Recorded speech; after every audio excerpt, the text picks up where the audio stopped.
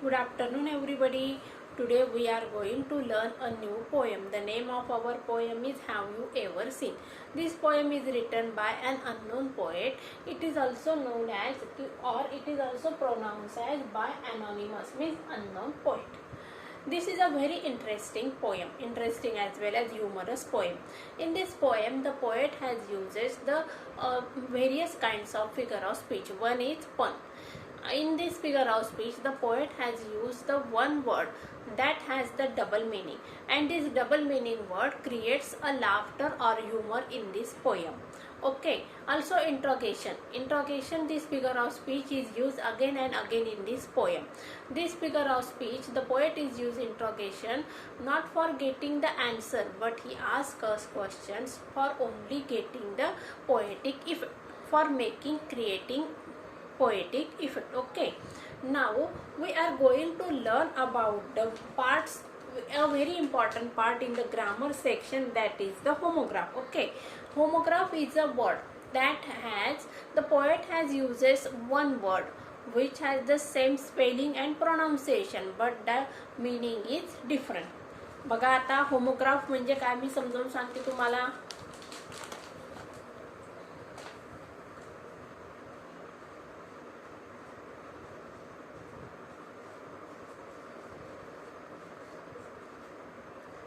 Spelling same, pronunciation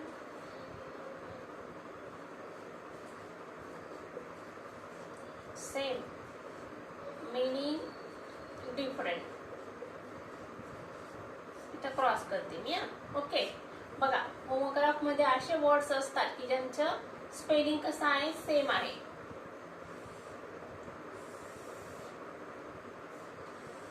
Spelling same, pronunciation same, but meaning is different. For example, बघा act. इथे लिहूया आपण act.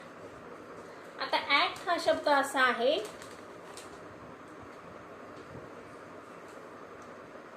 म्हणजे वन ऍक्ट प्ले, आणि हा दुसरा ऍक्ट एकच आहे. बघा ऍक्ट म्हणजे काय, I act in the film.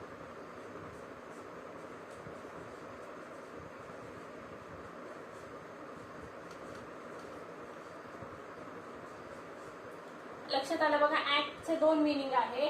पहिलं मिनिंग आहे वन ऍक्ट प्ले, ऍक्ट म्हणजे काय, ड्रामा, आणि दुसरं काय, I acted in the film. आता बघा अशा शब्दांना काय म्हणायचं, होमोग्राफ. बॅट आहे फॉर एक्झाम्पल, क्रिकेट आहे. आलं लक्षात. आता बॅट म्हणजे काय, instrument to play cricket. Bat is also an insect. आलं लक्षात. मग आता या ठिकाणी ऍक्ट म्हणजे काय, वन ऍक्ट प्ले. दुसरं ऍक्ट म्हणजे काय, I acted in the film, मी फिल्म मध्ये काम केलं. मग अशा शब्दांना काय म्हणायचं, होमोग्राफ. अशा शब्दांना काय म्हणायचं, होमोग्राफ. आता बघा या ठिकाणी होमोफोन्स शब्द असतात. दुसरे काय असतात, होमोफोन्स. होमोफोन्स म्हणजे काय, मग आता ज्यांचं बघा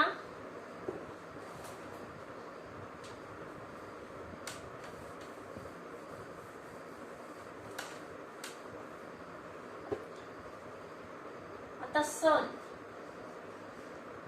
आणि सन. आता नीट लक्ष द्या. स्पेलिंग डिफरंट, प्रोनाउन्सिएशन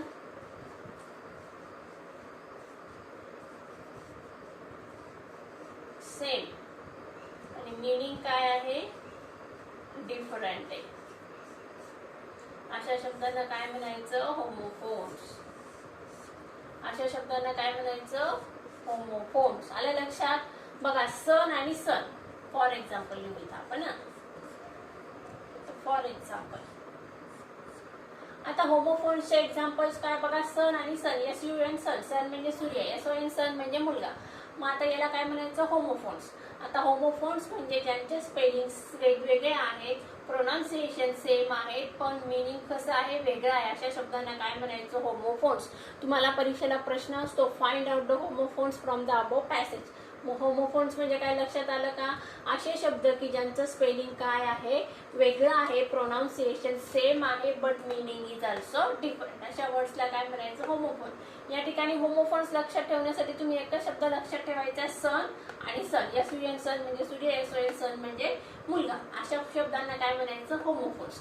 आता दुसरं बघा, होमोग्राफ्स. होमोग्राफ्स म्हणजे असे शब्द की ज्यांचं स्पेलिंग सेम आहे, प्रोनाऊन्सिएशन पण सेम आहे, पण मीनिंग कसं आहे? वेगळं आहे. फॉर एक्झाम्पल बघा, ॲक्ट. वन ॲक्ट प्ले आणि दुसरं ॲक्ट म्हणजे काय? I acted in the film. मी नाटकामध्ये किंवा सिनेमामध्ये काम केलेलं आहे.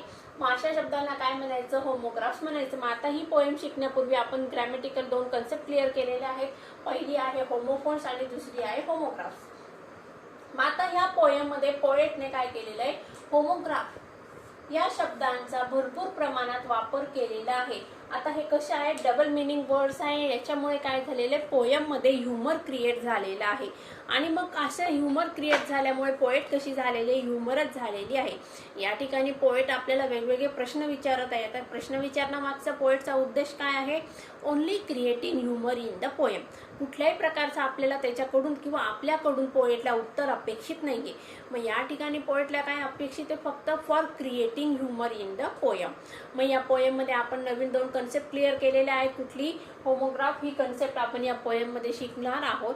आणि दुसरं, या पोएम मध्ये कवीने interrogation of figure of speech, त्याचबरोबर पण हा फिगर ऑफ स्पीच आणि पर्सॉनिफिकेशन, एलिट्रेशन अशा वेगवेगळ्या फिगर ऑफ स्पीचचा वापर केलेला आहे. पोएम अतिशय छोटी आहे आणि सिंपल, समजायला खूप सिंपल आहे. फक्त यामधला जो मीनिंग आहे तो आपल्याला समजून घ्यायचा आहे. पोएम शिकत असताना तुम्हाला हसू पण येणार आहे, कारण का ही एक पोएम ह्युमरस अशी पोएम आहे. चला तर मग आपण पोएम शिकूया.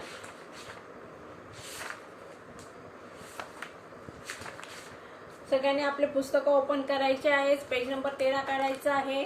पोएमचं टायटल आहे बघा, हॅव यू एव्हर सीन. आता ही पोएम आहे 3 स्टांजांची आणि प्रत्येक स्टांजा आहे 4 लाईनचा आहे. The poem has divided into 3 stanzas and each stanza has 4 lines. Okay, बघा पहिला स्टांजा बघूया. Have you ever seen a sheet on a river bed or a single hair from a hammer's head? Has the foot of a mountain any toes? And is there a pair of garden hose? बघा आता या ठिकाणी पहिल्या स्टांजामध्ये प्रत्येक line मध्ये पोएटने काय केलेले? आपल्याला काही प्रश्न विचारलेले आहेत आणि या प्रश्नांचं उत्तर आपल्याला खाली लिहिणं अपेक्षित आहे का? नाही. तर यामधला विनोद किंवा मर्म आपल्याला समजून घ्यायचं आहे. बघा, हॅव यू एव्हर सीन म्हणजे याचा अर्थ काय होतो? तुम्ही अजून आतापर्यंत कधी बघितलेलं आहे का? हॅव यू एव्हर सीन, बघितलेलं आहे का कधी तुम्ही? असा प्रश्न कवीने आपल्याला पोएमच्या टायटल मध्ये विचारलेला आहे. पहिला stanza, first line, have you ever seen, तुम्ही अजूनपर्यंत कधी बघितलेलं आहे का? काय बघितलेलं आहे? A sheet on a river bed. आता या ठिकाणी शीट म्हणजे काय? कव्हर. म्हणजे नदी पात्राला कधी कव्हर झाकलेलं असतं असं तुम्ही कधी बघितलेलं आहे का? बघा, पहिला प्रश्न काय आहे? तुम्ही कधी नदी झाकलेली बघितलेली आहे का? Sheet on a river bed. आता बेड म्हणजे काय? आपला पलंग. आता बघा या ठिकाणी डबल मिनिंग आहे. आता रिव्हर म्हणजे काय? नदी. आता नदीचं बेड म्हणजे नदीचा पलंग असतो का? नाही. आणि नदी कधी झाकलेली असते का? नाही. नदीचं पात्र नेहमी काय असतं? अथांग असतं आणि ते कायमस्वरूपी ओपन असतं किंवा मोकळं असतं. ते कोणीही कधीही झाकू शकत नाही. मग या ठिकाणी कवीने काय प्रश्न विचारलेला आहे? Have you ever seen a sheet on a river bed. आता बेडवर आपण काय करतो? शीट झाकतो, म्हणजे आपण बेडशीट लावत असतो. पण नदीच्या पात्राला आपण कधी बेडशीट घालू शकतो का? नदीचं पात्र आहे, त्याला बेड आहे अशी कवीने कल्पना केलेली आहे आणि त्या बेडला कव्हर घातलेलं तुम्ही कधी बघितलेलं आहे का? शीट म्हणजे काय? या ठिकाणी कव्हर. मग कवीने पहिलाच प्रश्न विचारलेला आहे की तुम्ही कधी नदी पात्राला कव्हर घातलेलं बघितलेलं आहे का? सेकंड लाईन बघूया, or a single hair from a hammer's head. Single म्हणजे एकटं, ओनली सिंगल, एकटंच. Hair from a hammer's head. आता हेअर म्हणजे काय? केस, बरोबर आहे. आता या ठिकाणी हेअरचा दुसरा मिनिंग काय बघा? Thread like growth on the skin. म्हणजे आता या ठिकाणी बघा हेअरचं मिनिंग काय? केस आहे. मग या ठिकाणी पोएटने काय विचारलेले आपल्याला? Have or a single hair from a hammer's head. Hammer म्हणजे काय? हातोडा. आता हातोड्याला डोकं असतं का कधी? नाही. मग आता या ठिकाणी हातोडा म्हणजे त्याचा पुढचा पृष्ठभाग, आणि कवीने काय कल्पना केलेली आहे, त्याच्या पुढच्या पृष्ठभागाला वेगवेगळ्या प्रकारचे केस आलेले आहेत का, म्हणजे या ठिकाणी आपल्याला काय इमॅजिन करायचं आहे बघा. Personification of figure of speech या ठिकाणी वापरलेलं आहे. कधीतरी हातोड्याला केस आलेले तुम्ही बघितलेले आहे का, आणि ते केस कसे आहेत, सिंगल म्हणजे एकच केस आलेला तुम्ही बघितलेला आहे का. तिसरी लाईन बघूया. Has the foot of a mountain any toes. आता माउंटेन म्हणजे काय, पर्वत. आता फूट म्हणजे काय, पाय. मग आता बघूया. Has the foot of a mountain any toes. Toes म्हणजे काय, या ठिकाणी बघा मिनिंग दिलेलं आहे टोजचं. नाही बघा, मी मिनिंग सांगते तुम्हाला. Has the foot of a mountain any toes. मग आता या ठिकाणी बघा, टोज म्हणजे काय, सॉक्स. सॉरी, टोज मी सांगते तुम्हाला समजावून. Has the foot of a mountain any toes. माउंटेनचे जे पाय आहेत ते तुम्ही कधी बघितलेले आहेत का. या ठिकाणी कवीने काय प्रश्न विचारलेला आहे, माउंटेनचे पाय कधी तुम्ही बघितलेले आहेत का. आलं लक्षात. पुढे. And is there a pair of a garden horse. Pair of a garden horse. Pair म्हणजे काय, जोडी. हॉर्स म्हणजे काय, सॉक्स. आता is there a pair of a garden horse has the foot of a mountain any toes. Toes म्हणजे काय, बोट, पायाची बोट. आलं लक्षात. मग आता माउंटेनला पायच नसतात तर त्या पायाला बोट कुठून येणार आहे. मग कवीने काय कल्पना केलेली, has the foot of a mountain any toes. Mountain म्हणजे पर्वताच्या पायाची बोट तुम्ही कधी बघितलेली आहेत का. आणि पुन्हा काय विचारलंय बघा. And is there a pair of a garden hose. Pair म्हणजे काय, जोडी. आणि pair of a garden hose. Hose म्हणजे काय, मग या ठिकाणी सॉक्स. मग तुम्ही कधी बघितलेलं आहे का, गार्डन होज म्हणजे काय, मग सॉक्सची जोडी कधी तुम्ही बघितलेली आहे का. म्हणजे कवीने काय इमॅजिन केलेलं आहे बघा. या ठिकाणी पर्वताने, माउंटेन म्हणजे काय, पर्वत. पर्वताने पर्वताचे जे पाय आहेत त्या पायांच्या बोटामध्ये त्याने सॉक्सची पेअर घातलेली आहे, असं तुम्ही कधी बघितलेलं आहे का. असा हा पहिल्या लाईनचा किंवा पहिल्या स्टांजाचा मीनिंग होत असतो. In the first stanza poet tells us a various different and interesting things. The first poet asks us that have you ever seen? What have we seen? That a river has ever a sheet. Means have you ever seen the river is covered with a sheet. Okay. Again the poet says that in the garden hammer is the instrument used for digging or used for digging in the garden. But poet says that have you ever seen that hammer, and that hammer has a hair. The hair is the part of the human body, but here poet imagines that a hammer has a hair. Okay. In the third line poet says that have you ever seen a mountain? Yeah, everybody has seen a mountain, but such kind of mountain, that mountain has the foot, and that foot also, and also the mountain has wear the socks in his toes. The poet imagines that a big mountain has the feet, and in his feet he also wears the socks in his toes. Such a great imagination the poet shows in the first stanza. Okay, second stanza. Does the needle ever wink its eye? Why doesn't the wing of a building fly? Can you tickle the ribs of a parasol, or open the trunk of a tree at all? Again, the second stanza is very humorous or interesting. In the second stanza, the poet again asks a question. What he says, does the needle ever wink its eye? Why we use needle? We use needle to we use needle. Why we use needle? आपण needle का वापरतो? काही शिवायचं असेल आपल्याला तर त्या ठिकाणी आपण needle वापरतो. मग ती needle अशीच वापरतो का नाही, तर त्या needle मध्ये काय करतो आपण, थ्रेड वापरतो. मग आता ते needleचं जे थ्रेड आपण ज्यामध्ये घालत असतो needleच्या ह्याच्यात, ते कसं असतं, अतिशय बारीक टोक असतं needleचं. मग आता ते टोकामध्ये दोरा घालताना आपल्याला बऱ्याच जणांना प्रॉब्लेम येत असतो, बरोबर आहे, कारण का ते खूप बारीक असतं. मग पोएट काय इमॅजिन करत आहे, does the needle ever wink its I.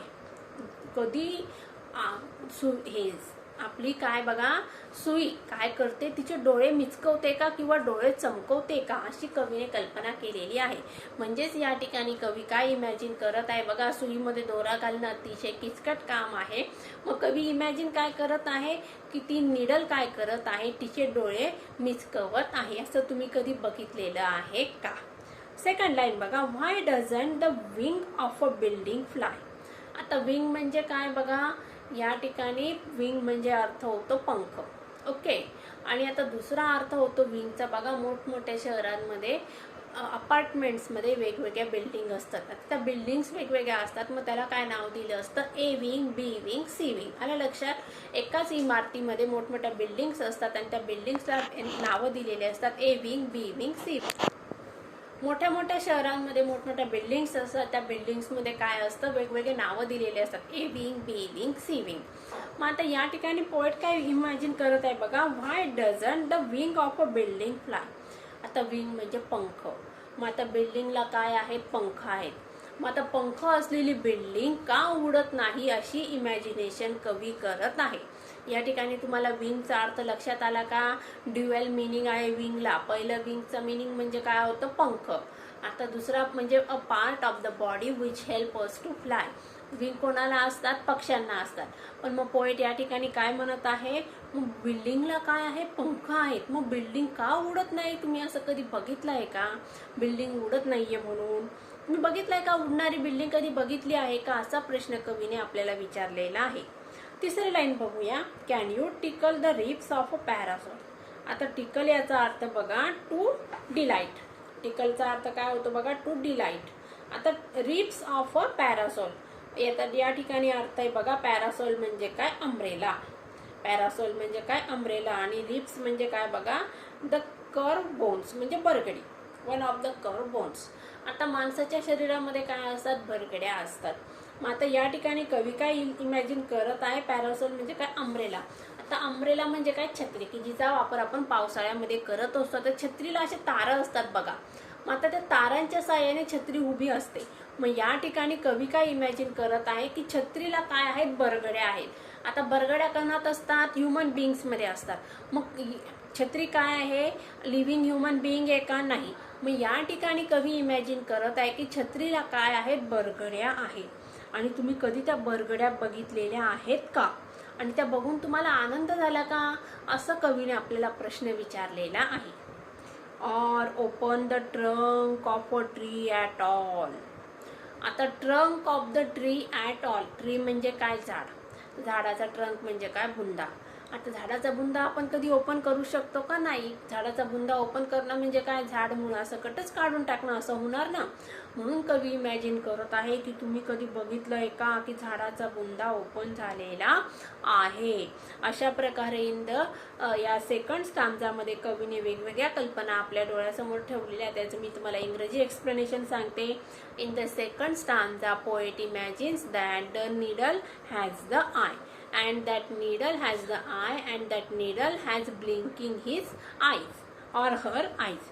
Again the poet imagines that a building, various kinds of buildings in the big cities, and that buildings has never fly. So poet asks, have you ever seen the building are flying in the sky?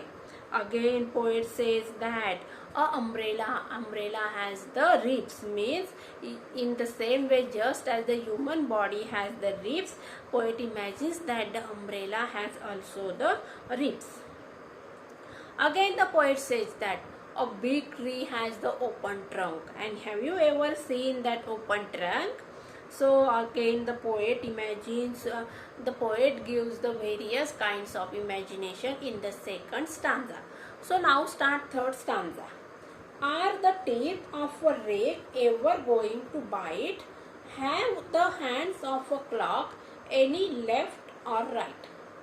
Can the garden plot be deep and dark? And what is the sound of a breeches bark? Third stanza पहिले मी मराठीत सांगते, मग English to English सांगते. Are the teeth of a rake ever going to bite. आता teeth म्हणजे काय, दात, बरोबर आहे. आता या ठिकाणी बघा, टीथ म्हणजे काय, दात. मग आता रेकचा अर्थ काय होतं, a tool with many teeth use in the gardening, दंताळे. आता या ठिकाणी दंताळे म्हणजे काय, मग गार्डनमध्ये काम करण्यासाठी वापरलं जाणारं इन्स्ट्रुमेंट, म्हणजे ज्याच्या साहाय्याने काय केलं जात असतं, माती खणली जात असते, त्याला काय म्हणायचं, दंताळे. मग आता teeth of a rake ever going to bite. आता माणसाचे टीथ काय करत असतात, चावण्याचं काम काय करतात, कोणाला चावतात, अन्नाला. आता प्राणी काय करतात, दुसऱ्यांना चावत असतात. पण या ठिकाणी पोएटने काय प्रश्न विचारलेला आहे, the teeth of a rake ever going to bite. आता दंताळ्याचे दात ते कधी चावतील का, नाही चावणार, कारण ते काय नॉन ह्युमन बिईंग आहे. मग आता या ठिकाणी कवी काय विचारत आहे, तुम्ही बघितलेलं आहे का, जे दंताळं आहे गार्डनमधलं जे एक इन्स्ट्रुमेंट आहे, त्याचा वापर गार्डनमध्ये केला जातो. सो त्या इन्स्ट्रुमेंटला जे दातं असतात ते दातांनी कधी कोणाला चावलेलं आहे का, असं तुम्ही बघितलेलं आहे का. आता हा तिसरा जो स्टांजा आहे त्याचं एक्सप्लेनेशन आपल्याला पुढच्या लेक्चरमध्ये डिटेलमध्ये बघायचं आहे. तत्पूर्वी तुम्ही काय करायचं आहे, या दोघं जो स्टांजाची मी समरी सांगितलेली आहे ती डिटेलमध्ये त्याचा अभ्यास करायचा आणि पोएम वाचून ठेवा. So take care and good bye.